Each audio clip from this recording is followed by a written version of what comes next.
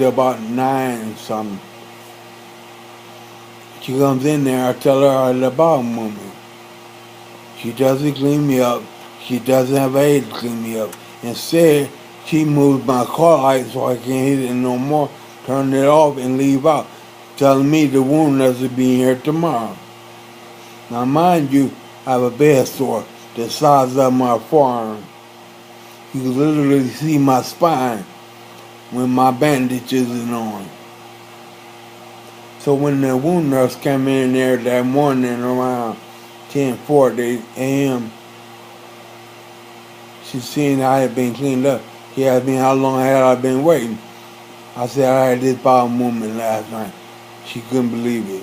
That was the only person there that I felt cared. The time I was there, I never got a bed bath or a shower or any kind of therapy. The rooms were dark, very dark. They had cinder blocks for walls. Unlike this place, it has wallpaper. It actually looks like a room with windows. My bed was up against the wall.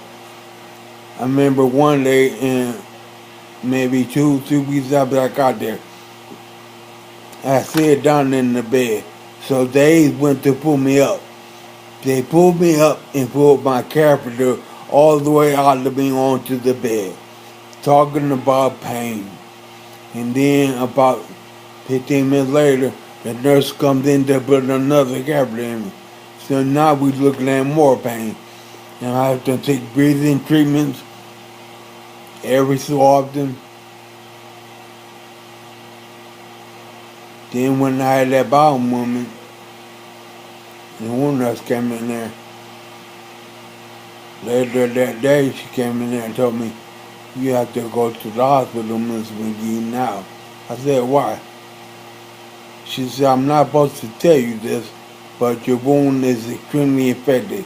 If you don't go to the hospital now, you could die in 1 or 2 days. I said, really? So I left, I went to the hospital. I was there for a week. My ex-girlfriend, which is my guardian, bless her for everything she's done for me and continues to do for me, found another nurse home, sent emails and letters to say about how bad that nurse home was that I was in. It was right next to a liquor store across the street from my duck bar. The A's would come in there smelling like alcohol and weed. I had a visit from my cousin from California. He came in to see me one day. Smelling like weed because he smokes. He has a green card. And nurse came in there asking him and me, can she get some weed from him? I was like, I couldn't believe that. So they found this other, my girl found this other place. She was able to go check it out first before I came. So I came here. When I got back to the hospital for the infection of my wound, they were able to remove the tract. So when I got here, I was still quadriplegic. And I would need assistance with everything. In fact, the first 5.5 months, the aides will have to come in and feed me breakfast, lunch, and dinner. Give me something to drink when I hit the light if I'm thirsty, because I could feed myself, because I can't bend my fingers all. My hands used to be like this. Now I can do this because I bend my hands 1,000 times every morning, and I do 1,000 crunches every morning, and plus other exercises that I've learned on my own and through YouTube. Because I wanted to look up exercises that people could do in the bed, like quadriplegics. So I started doing them. Now I do like 500 leg lifts from my side down. Then I do 300 from my knee down. I do 100 what I call reach for the sky. It's where you lift your arm up 100 times. I do every side 100 times. The first year I got here, I didn't think I'll be here that long.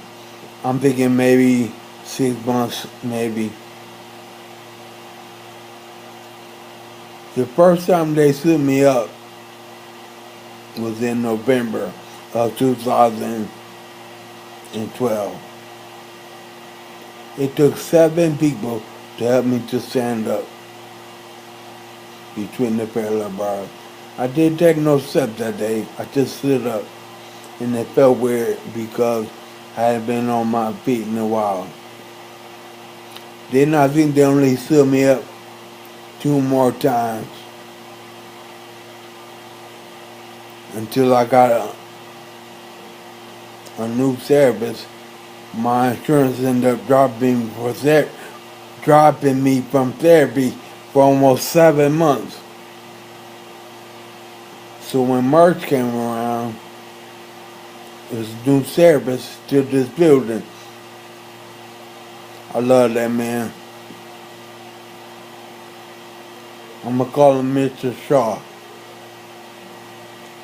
Mr. Shaw came in to reevaluate me, and I showed him on my iPad that video of me sitting up on the edge of the bed by myself because I could do that for the longest time. They would have to help me. So after he did all the reevaluation on me,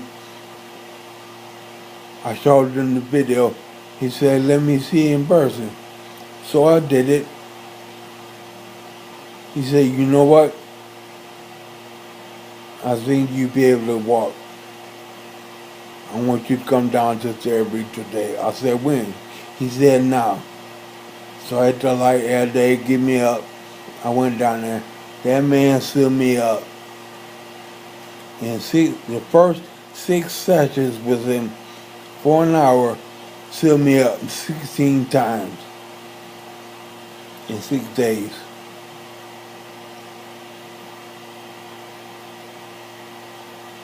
Had never been done before. Everyone in therapy was amazed because I was showing so much progress with him and none of them were able to do it.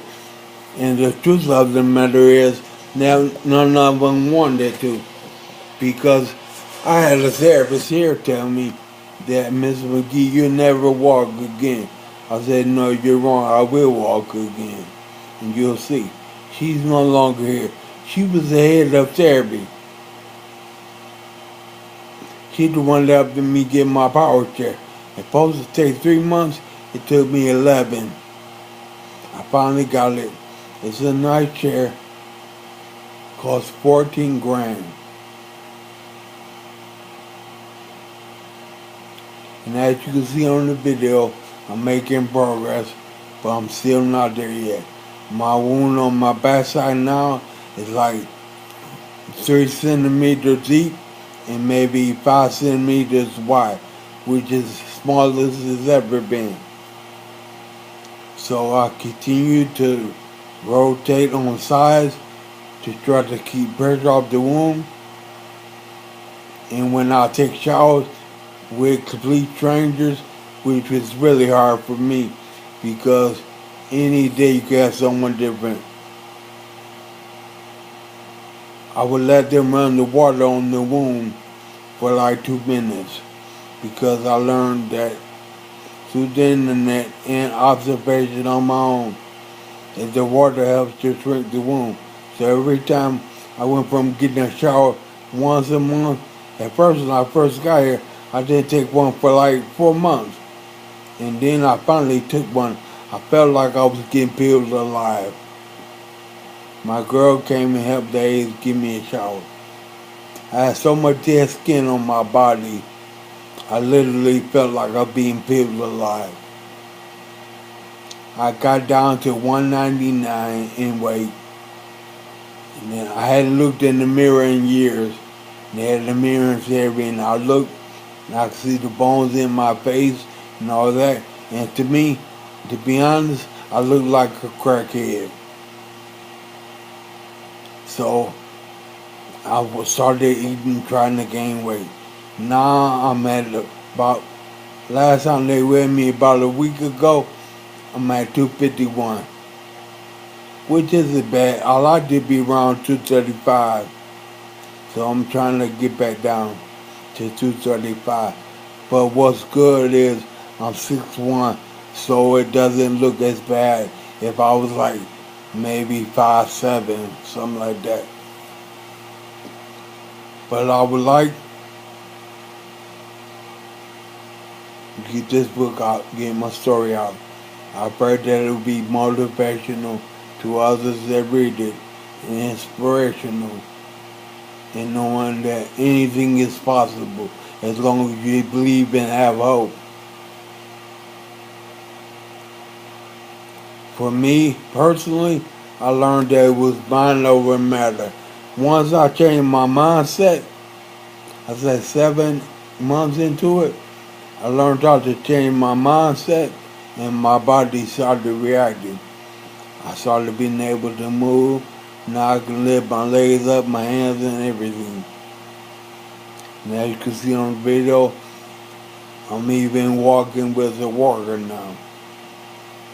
I probably would have been out of here by now if I wouldn't have broke my leg in July of this year. That set me back 3 months of therapy and a month and a half to get back to where I was before I broke my leg. And now I've surpassed that.